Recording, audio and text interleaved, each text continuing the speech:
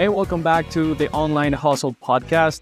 Thank you for joining us today. We have a very special guest, Nadav, someone who doesn't need an introduction, but I want to just take a couple minutes. And Nadav, if you could tell us a bit more about yourself, your journey, the company that you represent, take the floor.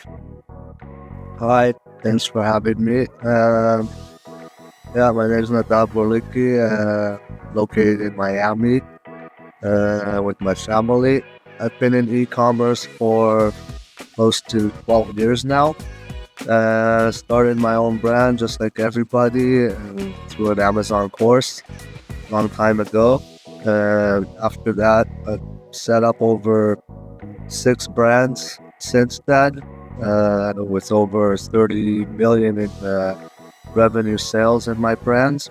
And about 4 or 5 years ago, I decided to start Capec, 4 years ago actually. And Capec came about from meeting so many sellers who would always reach out to me to invest in their Amazon stores, and also feeling on my businesses and on my brands the heart of reaching growth and reaching full potential, because we're always stressed with cash for inventory. So we wanted to create a product that really correlates with the e-com space and not from the finance world, because most of the finance products out there don't really correlate with our space. And that's why we started Capec 4 years ago. And today we have a very unique finance solution that's helped over 500 sellers, and total revenues of probably much over $1 billion. And we're always there and I enjoy getting to see so many new sellers, so many businesses, and so many products, and have the ability to really help them grow and succeed and improve the statistics and succeeding on the Amazon, the e-com space in general.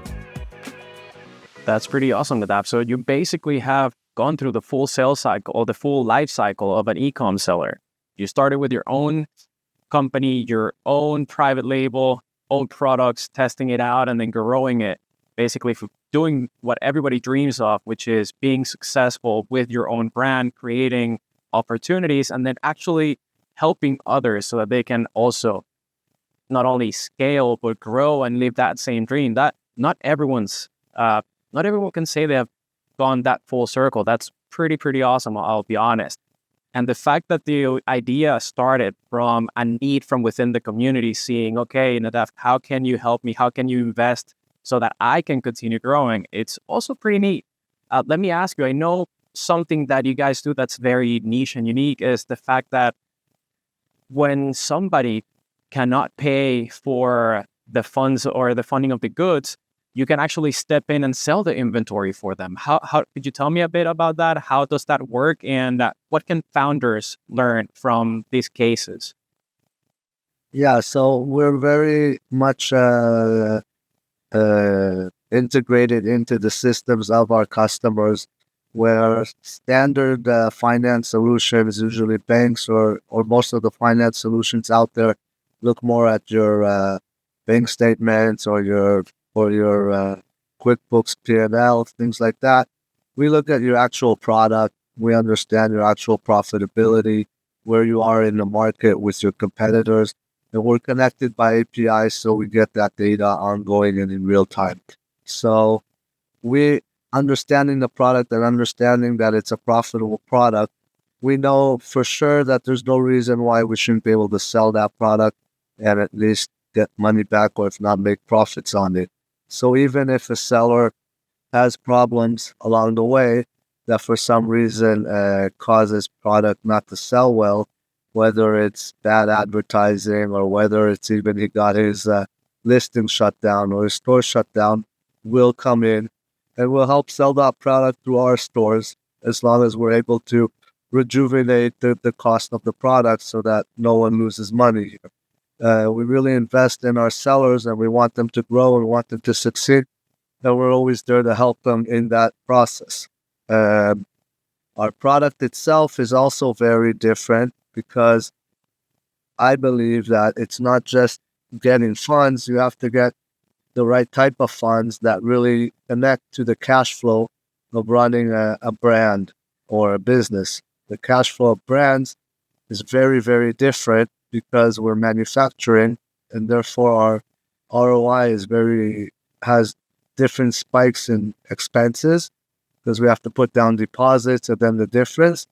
And then our income is usually very long, can take a few months till we get it into Amazon and start selling that product, and then 3 to 6 months just to get that money back. So our product really correlates to that cash flow, so it helps steady out the cash flow of the business. And the biggest problem businesses have in the e-com space is that everyone's making money, we're selling a lot of revenue, but there's never any cash in the bank. And that's a huge problem. And not just having to live with the stress of no cash and expenses and how to deal with it, but also the fact that it's harming the growth of our business.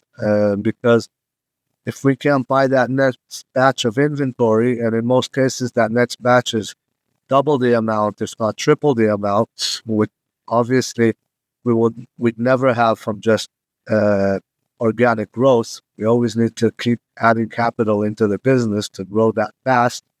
Then we lose inventory, and then we run out of inventory. We lose our ranking, we lose our value. Everything we've invested in to get to a certain point deteriorates, and we have to start all over again. So we really do look at ourselves as a strategic investor that's investing in the brand, that's helping grow the brand, and we're also open to helping our sellers in any way when it comes to consulting in their store.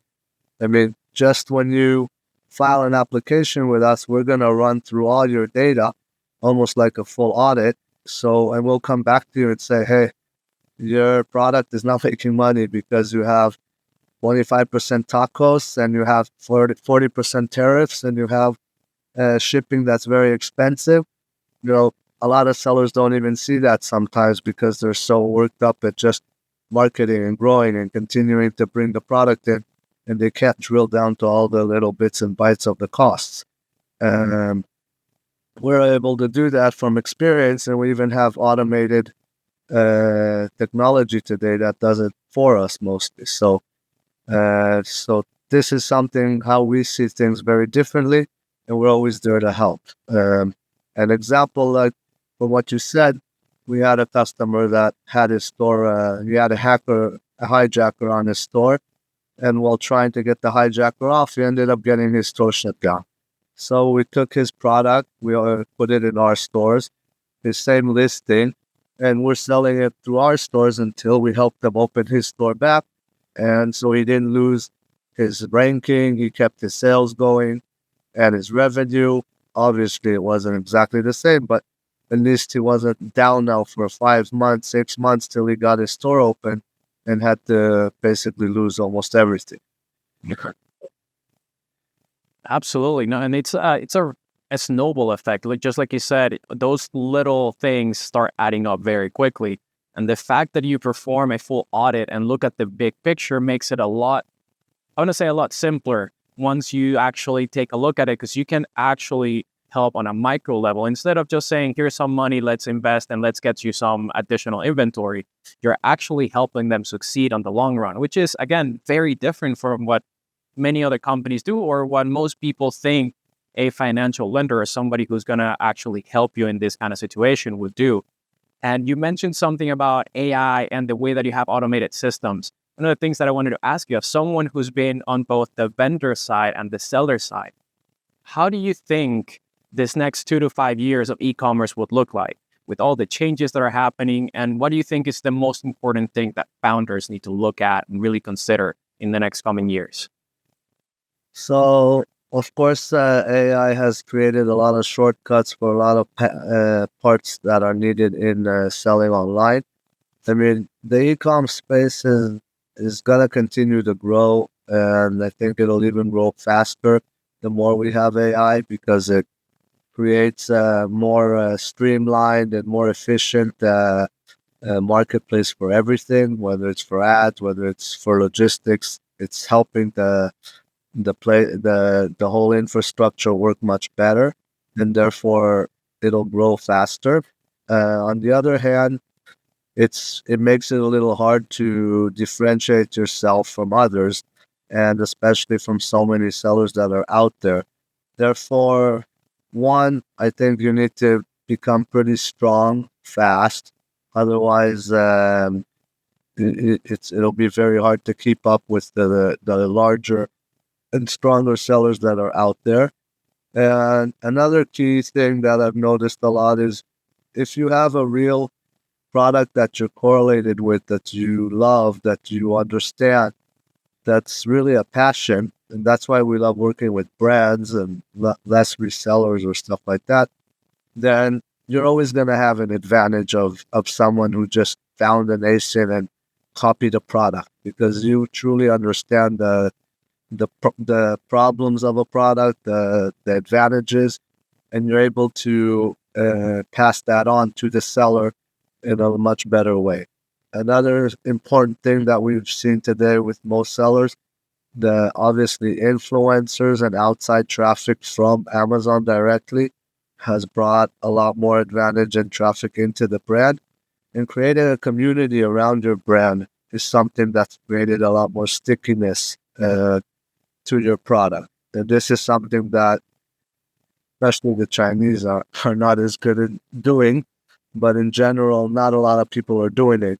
And this is something that's worth investing long term. If you're here to build a brand for the next 4 to 5 years and to exit it then you want to invest in the long term. You want to have your database, your community, your sellers. It's a huge advantage also for upselling, for if you have a product that you can subscribe on, things like that. I think that's where it's going, and more of the sales are also going off Amazon. So being in multiple platforms, not only relying on Amazon is very important too. Even though those platforms a lot of times cost more and are hard to show value on the short term, they have a long-term investment to them. So one of the biggest things that I got from what you just said is, first, technology is just leveling the playing field. It's giving a lot of people the platform to get into the business, get into e-commerce, and have the ability to be successful rather quickly. But like you said, they have to be strong. And with that, it does require either a lot of ingenuity or a lot of capital so that they can push their products. But I do want to put a pin on what you just said. Creating a community and actually having a personal brand, or at least a brand around the products that you're providing, I do think that's the future of what e-commerce is going to be. You've seen the rise of just the TikTok shop sellers, people that create community by selling several different brands just through TikTok shop, or people that just sell their products through Instagram. Even though that's not a selling platform, they advertise them through there to whatever lifestyle that they're selling to their community. So absolutely, one of the biggest things that I feel like, especially smaller sellers that are just getting started, the ones that have the blindfolds on and they're just focused on getting the actual store launched, they sometimes forget that they need to, open their view and actually start thinking of, how do I create a community about around what I'm building, so this can grow and be something meaningful long term. So with that, let me ask you, do you work with every type of seller? Is there a size requirement, or do you help sellers of all sizes regardless of where they're at in their journey? We're looking for sellers that have been running the business at least 1 year, and that their products that they're buying have a history of at least 6 months. And revenue-wise, probably sellers that are doing at least 20K a month. Because these are the sellers at the end of the day that really need the substantial capital for growth, and no matter where they are, they need more than what they have. I mean, even if they're $1 million seller or a $5 million seller, if they're just gonna double, they need more capital than what they can create from their business. So, and that's where we come in, because we're unlimited in that way. We can do deals starting at 10, 20K and we can do deals at $2 to $3 million. So really, when a seller is in that position of growth and he starts working with us, two things happen. One is he has unlimited growing power now behind him, so he can buy inventory as much as he wants. Two, he's still getting another set of professional eyes that's looking at what he's doing. A lot of times we might come back to the seller and say, hey, you're buying triple the amount of inventory because you believe you're going to go that fast. But we see that your competitors, this or the entire category is only double the size. It'll be hard for you to get to that level. And we might recommend to him to buy less or things like that, which is fine. I mean, we're not just looking to push money out in an automated way. We do look at every single product that you buy. One product we might tell you you shouldn't buy this at all. Another product we might tell you should be buying more. We actually drill down to that level. So working with us, you're getting another set of professional eyes that if we gave you money, it usually means your product is profitable, you have good advertising, you're doing well, and now we want to support that growth as much as you need it. Two, it's an insurance that if something happens tomorrow, you also have someone to help you get out of it. Unfortunately, things happen. A listing could get shut down, a store can get shut down. God forbid you just got sick or something and you can't manage your store anymore. We'll come in, we'll help, at least so that you don't lose everything on the spot. So that's another thing. And cash flow, which is the most important. I believe that your business should support you. Most sellers have grown their business year over year, reinvesting every penny they got, plus taking more loans just to meet up capital that they need. And basically they have more than all their eggs in one basket. They have debt on their eggs, right? So when working with us, I think that you should have at least 50% of your capital other people's money. This gives you an insurance policy. So if something happens tomorrow, God forbid, and the business doesn't succeed, you didn't lose it all. You lost 50%, and that's fine. It might cost you a few percentages for that funding cost, but it's also an insurance for your life, So you can have better cash flow. You can pull a salary. You can go to dinner with your wife. You can take a vacation. You can pay your mortgage, which is even more important maybe than your business, and still keep growing your business in the same or even faster way when working with the right type of funding. Absolutely. So that is something very important you just mentioned, and I really liked what you said.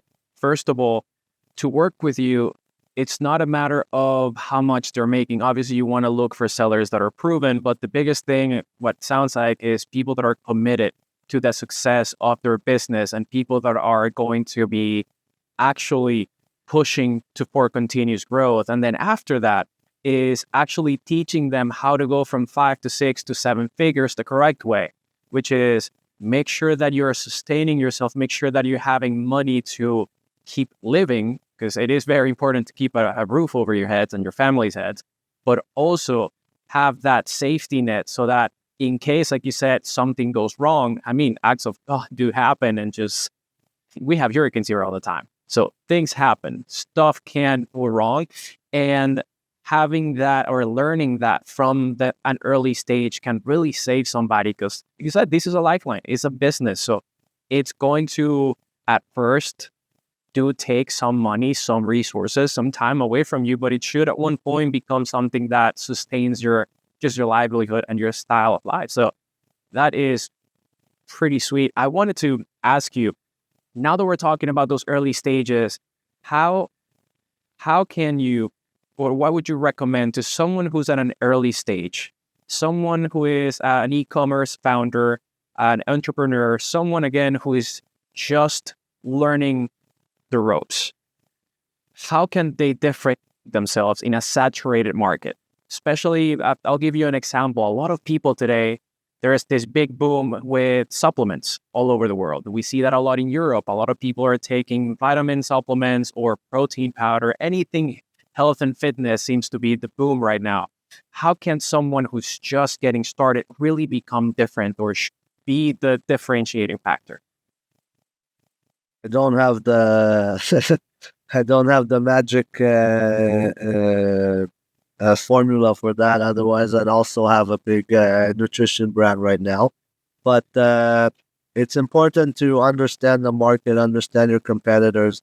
Always try and create some kind of differentiation, whether it's if you're going super healthy with ingredients and explaining them, having followers and influencers that can give reliability to your product, that can show that it's a good quality product. Quality a lot of time is also something where the the big or the fast sellers don't really drill down into it that much. And I think today the new most of the buyers, most of our customers today appreciate quality. It's a little hard to show it online through pictures and stuff like that. But at the end of the day, when the customer gets the product and sees the quality and understands, most customers won't mind paying 10, 20, even 30% more for a good quality product than having one that they just use for a few months and throw it away. I think today also uh, customers are very aware of waste and environment and especially on the health side that they want really high quality products. I mean, I know myself for my I also use protein stuff. I check it all through apps. What are the ingredients? Who really has a really, I mean, at the end of the day, this is something I'm putting in my body. I don't really care if it costs $20 or $25 or $30. I want it to be a good quality product. So finding good quality and keeping it in standards. And I mean, that's also something we do, by the way, with our customers. We insist on a post-production inspection and we review that inspection ourselves. So this is also something that we've learned and I've learned personally the hard way that if you don't do these things, even a factory, that customers tell me, hey, I've worked with this factory for 2 years, we've never had a problem. And then suddenly a batch comes with a problem, you didn't check it, and that's the end product. You know, basically you send one batch of bad product on a listing, you've killed it. It's gone. So it's something that we our our best practices are also drilled down to our customers in order to help them and save them from making mistakes, and also to ensure us that the product's good, and if something happens tomorrow, we can still sell it and do what we need with it.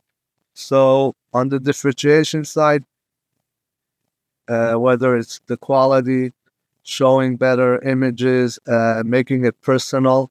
Like I said, if you're connected with that brand on a personal level, you understand it better, you can put that personal side into your product, whether it's on the social or even on in the product itself.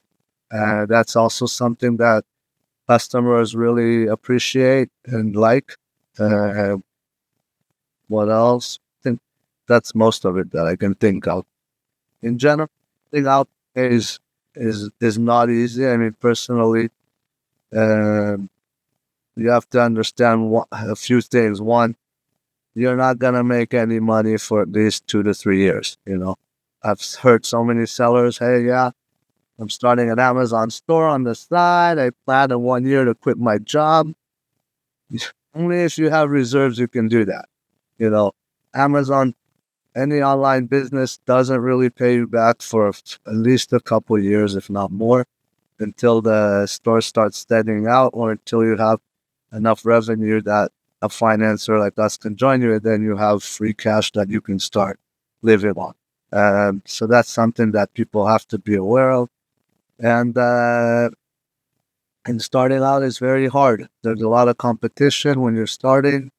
It's very hard to create that the traffic, get the first reviews, get your positioning on in Amazon or whether it's in other platforms. Personally, in my brands, the last two brands I prefer to buy a mediocre brand and grow it instead of start from scratch. So that's something I recommend if people have the ability to buy a brand for a couple $100,000. Most likely, it's a less riskier investment than starting from scratch and trying to do 3 to 4 new products, which would cost you also between $100 to $200,000. Um, so that's something I that's how I see the business today. And that's it. No. So we covered a lot. And now that we've mentioned starting, what I know there's a lot of different ways that you can measure success or measure how you're improving over time. With e-commerce, there's a lot of metrics, a lot of different things that you can actually look at to see just how your products are ranking, how you're doing, how your store in general is working out. What would you say are the most important metrics or data points that somebody should take a look at, and which ones are just distractions that you really should ignore until later on once you're more advanced? So the most important data points, I think, for one is customer feedback, whether it's through reviews or messages. If you see anything that can give you data on how to improve your product, how to make it better, how to differentiate it, what customers like, what they don't like. Even sending out surveys is a great thing if you have the ability. Then that's the best. Other than that, advertising. We have you can very easily see in your category what's the best practice or what the others are at when it comes to ACOS and TACOS. And if you're over that, then you need to understand why. On the other hand, when you're still growing and profit is not the most important thing. I mean, you're investing in growth, you're investing in your product the first year or until you have, hundreds of reviews and some organic rankings. You can't expect to make money off your advertising. I've seen so many people, they brought a first product, they invested all that. Now they have to go and do ads and they're saying, hey, but I'm advertising and I'm losing money. Yes, this is also part of an investment. You're going to be losing. I know I have at least $50,000 the cost to launch a new product because I know I'm going to bring a certain amount of product that I'm not going to make money on. I'm going to invest in ads that aren't going to give me true returns. And that's part of launching a product. You're launching a business, you're taking risks, and you have to be prepared with that cash flow and prepared with those KPIs. So you don't want to look for profit when you're first launching and starting. You want to create revenue. You want to create traffic. Amazon basically promotes you and makes and helps you sell more as long as you're selling more products on yourself. So starting off, you basically have to buy that power. And that's why it's so expensive today. That's why I said you have to be strong and grow fast in order to really reach a position where you're making good revenues that don't require more investment or losses anymore. But starting off, you have to expect losses on your first to second batches, negative tacos on your advertising. It's part of launching. It's part of starting a product. So it goes back to then making sure that, one, you're not looking at just the profits of the revenue that you're bringing in. You mentioned before, the first couple of years, you're not really going to be seeing the money. You're going to actually just be investing back into your brand to continue grow until you get to a steady state where you can actually find investors like yourself that can, actually help you accelerate that growth further. But you mentioned again something that I think is really important, which is community. A lot of people that find that success usually create this selling or this store or this product after they have created a community and they have the backing of a lot of people who want to buy from them. So I think that one of the best things that some people could do that you see now going on in social media, places like LinkedIn, Instagram, TikTok, everyone's building a personal brand, something that's attached to you, your name, so that when somebody is going to your Amazon store, your e-com store, regardless of which platform you're selling in, they're buying because it's you. They're not buying because you're having to spend additional money on ad spend. There's more organic traffic to the store when you're actually sending them from your social media. So I think that's pretty interesting to see how that is going to shape the e-com environment in the next coming years, with more and more of these influencers and people that are building communities in either forums, in blogs, just social media in general. We can see it as the agencies that help people create their Amazon store. Like you said, you bought a course, you started selling on Amazon because of that. That is a community. And from that, people join Amazon, people join e-commerce, and they go on this journey that could lead them to just a life of success. Now, going into a bit more personal, as someone who's been in the space for a long time, what would you say is one of the most important habits, or what should e-com founders, what should they be obsessed when first starting out? Now, we already talked about the metrics, the data, the actual running of the business. What would you say is one of the most important qualities for someone who's just starting out? Um, he needs to, I say, he needs to be passionate about his brand and his product, so he understands everything that's happening about it, and to hear and listen to his customers' feedback so that he can always improve and make it better. And he needs to live the product and live the category, always be aware of competition, always understand what's happening in his category in general, uh, and also try and even predict future things that may happen, whether it's very hard with tariffs and things that are changing, but you want to try and think what's going to be planned 6 months ahead, a year ahead. Have your goals. Where do you want to be in those 6 months or 12 months? And really try and drill it down to a monthly, even a weekly, if you can, weekly cash flow, but a monthly goal management, so that you see you're meeting your goals and you're growing all the time. It's a 24/7 business, and you have to be on top of it all the time. Logistics is something that's very hard to manage. Nobody likes it.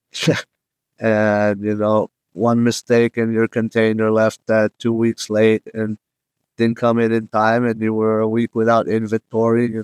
The cost and the damages are huge. You work so much, you invest so much, you have to be aware of everything. So connected to a community, like you said, is something I very much believe in and support. Being part of a group of sellers, there are multiple communities out there, I think is something amazing. You get real feedback and real time data from people and things that's happened to them. And a lot of times it can be relevant to you, and they've already solved this situation or been in this situation in the past. It's not something you can even buy, in a course. A lot of times you can go through all the data, you can ask all the AI, but not every situation they'll tell you exactly the right thing or how it worked. But someone who's been through it specifically can always give you a direct answer and a real answer. So being open, this is something that I've seen change in the last many years. In the past, people would start a new brand. I don't even want to tell you what my product is. I'm afraid someone's going to steal it or something. No, I believe in true transparency. The more you're open about it, the more you tell, the more you're open about the problems you're having, the more you're open about things that aren't going well and aren't working. There are so many people who have been through this and are happy to tell you what they did and how they went through it. And you're not going to get that feedback if you're not open to saying it. So being open to your community, finding a community of sellers, and being open to all the harsh and all the problems and all the things you're going through, because we've all been through it, and we'll be happy to help you in passing and finding solutions for those problems. And then also enjoying success. When you see your product going to 10, 20, 50, 100 sales a day. It's amazing. It's like a high, and everyone will be happy to support you on that and to grow with you. And that's where we want to get to. 100%. And that nothing in a world or in a society where most of our problems today are being solved by AI, or people just go to ChatGPT or Gemini, or whichever one you decide to use to get answers. I feel like that's very important. Getting real world experience from someone who went through the exact same issue is always going to be so much more powerful, because no situation's ever going to be the same. But the fact that they have gone through something similar, they've come out on top, they will be able to show you and teach you what they were able to learn through that experience, so that you can more easily overcome it. And I do believe that that's very powerful. In e-commerce, I think one of the biggest skills, at least in my opinion, that you could have is networking. Getting to meet people, talking to people, and being comfortable being uncomfortable, because you have to ask the questions. And like you said, be very transparent and open. Hey, I'm having this issue. I have no idea how to solve it. You have gone through it. I've seen your videos, or I have talked to you for a while. Or remember about last year, about the same time you were going through it. How did you get to where you are today? And I do feel like that scares people. Not everyone's willing to be open. Sometimes, like I said, out of fear of people stealing your idea, and some others because they don't want to feel like someone's judging them because they're failing, or because they're not able to overcome it themselves. I feel like they have to realize that, hey, that's why these communities exist. That's why people like you in this space are willing to open and have created companies like Capec that help you get to where you want to be. They come out of a point of necessity, or a point where enough people ask you for help that you say, well, let me make something that can actually help people. And once we take that step and realize that, hey, asking the right questions, or at least being in the right environments to ask the questions, will get you the answers that you need. Now, I'm going to ask you two final questions, two things that I want to just leave the hustlers with. One, for the next generation of entrepreneurs, people that are just right now thinking about the idea of joining e-commerce, what would you say are the three most important pieces of advice that you would give them? One is, this is not a side hustle. Know that you're going into this, you're going into it full power, investing all your time, and more time than you have, because it's not easy to start. Two, you have to have enough finances to go into it. It's not something you can start with $5,000-$10,000. It'll be a waste of time and money. A small percent might still succeed in that way, but it's not something I would recommend. Three, you have to look at all the marketplaces and think long-term investment. So, like we said, the other marketplaces are very important. They can create traffic and a database of community. On the other hand, it's not a steady income like Amazon, but like all the TikTok and all the influencer environment is great for boosting your product. Again, not profitability, but it's a lot easier to make a sale there, because it's impulsive sale. Someone saw the product, buys it. It's not even comparing the price in most cases, so it can be more expensive. But the most important thing is to get that customer as part of your community, to get his information, and to be able to talk and communicate with him and have a long-term customer. Whereas at Amazon, in most cases, someone's coming to search for something, he's comparing the cost with 20 other sellers on that second. Less than 60 seconds, he makes a decision, he buys the product, and you're never going to talk to him again because you don't even have his details. So those communities today are, I think, the financial, the stepping stool for a long-term and larger brand that you want to build. Awesome. And the last one, I want to flip it now and ask you, if you had to start over, forget Capec, forget all of your brands, you had to start over today, 2026, with the knowledge and the experience that you have, what would you do to be as successful, if not more, than you already are? One, like I said, I'd buy a brand and not start it from scratch. Find a product that I like, a category that I believe in, that I correlate with, and I'm passionate about, and then buy a brand in that category. And two, invest a lot more in social media, influencers, community. This is something that even in our brands, it's something that we're old school. We didn't have that. We're only now starting to build it. And looking back, we've lost 5 to 8 years of not building that community. So that's something I definitely do different these days. But that's something that's really good about it, is that it's never too late to start. Yes, you have some gap years, but you do have all of the success behind it. You did all of that legwork. But the reality is you're not starting over. And for the hustlers, for everyone that's listening, now you know what, if you're just getting started, what is it that you need to look at? What metrics? Really focus on what's important. Don't just chase profits. Don't chase the number, because that's going to fluctuate for the first couple of years. You need to make sure that your product is moving, that you have engagement with your clients, build a community around yourself, around your brand. And I think one of the most important things, and Nadav, correct me if I'm wrong, what I got from you today is, one, be passionate about what you're selling. Feel passionate about the brand you're actually building or selling, representing. If you're not passionate enough, especially at the beginning, I do feel like there are so many pitfalls or so many places where you can get stuck that will become too large, because you don't have powerful enough of a drive to get over that stump, or to just keep moving forward. So build a community, something that's going to help you leverage that either organic growth or just more traction for your store.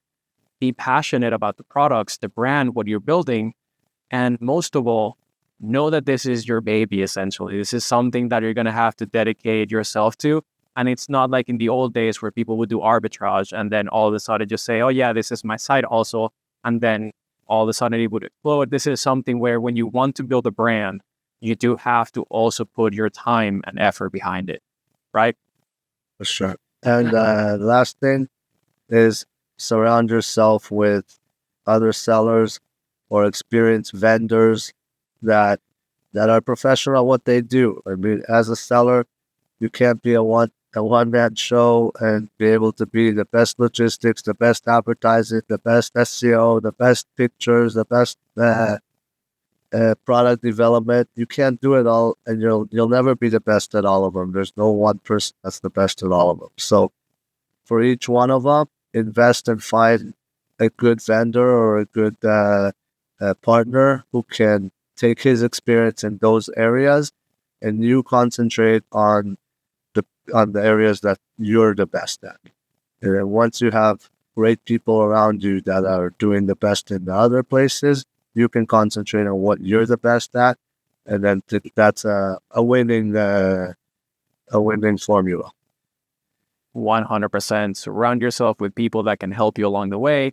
And one of the best things that I have seen is, especially going to events, is getting to know all the different people that can help you get there with all of the different experiences. You have collectively what feels like thousands of years of experience between all the vendors that you can see at some of these trade shows. So, Nadav, before we finish, where can they find you? How can they talk to you? How can they start just working with you? Tell us a bit more about that, and we'll close it out. Sure. So you can go into capec.io. You can very fast, in a few minutes, sign up and make an application for an existing PO that you want to finance, or just book a call with one of our sales consultants, and they'll be happy to run through our process. But basically, once you give us a PO, connect your store to API, within a day or two, we're ready to sit down with you, give you our feedback, how much we're willing to finance, what did we see about your store, and then from that point, you can start growing with us, and we can finance a product even within a day or two later. So it's a very fast and easy process. You have nothing to lose by doing a PO. At least you'll get that audit, that feedback from us. If we're willing to finance you, you're doing something right. If we're not, then we'll come back and tell you what's wrong. There, and that way, you'll get that feedback. So it's very easy. You can also email us at sales@capec.io, or even if you want something personally from me, Nadav at Capec.io. Glad to help in any way. Awesome. Nadav, thank you very much for your time today. I think you've given us a lot of insight, both as a service provider inside of e-commerce and also a seller yourself, someone who's built several successful brands. Thank you for everything that you've given us today. I think anybody that's watching will have a couple of nuggets to take home and really start applying as they grow their e-commerce business. This has been the Online Hustle Podcast. I'll see you guys on the next episode. Ciao for now.